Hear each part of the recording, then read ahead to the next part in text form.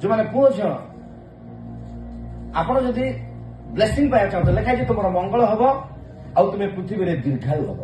ଯଦି ଏ ଦୁନିଆରେ ଆପଣ ବ୍ଲେସ୍ଡ ହେବା ପାଇଁ ଚାହୁଁଛନ୍ତି ଆଉ ଆପଣଙ୍କର ଲମ୍ବା ଜୀବନ ହଉ, ତାହେଲେ ଆପଣ ଯେତେ ବି ପାଠ ପଢିଥାନ୍ତୁ, ଯେତେ ଧନୀ ହେଇଥାନ୍ତୁ, ଯେତେ ଟ୍ୟାଲେଣ୍ଟେଡ ହେଇଥାନ୍ତୁ, ଯେତେ ବଡ ଜବ୍ କରନ୍ତୁ, ଆପଣ ପିତା ମାତାଙ୍କୁ ଆଦର କରନ୍ତୁ। ଆମେନ୍, ହାଲେଲୁୟା।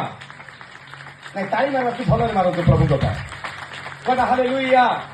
ହଁ, ଆଜିକାଲି ମାନେ ଏତେ ଦୁଃଖ ଲାଗୁଛି, ପୁଅ ଝିଅମାନେ ତାଙ୍କ ବାପା ମାଙ୍କ ହାତ ଉଠାଉଛନ୍ତି, ଲାତ ମାରୁଛନ୍ତି। କେତେ ଦୁଃଖର ବିଷୟ।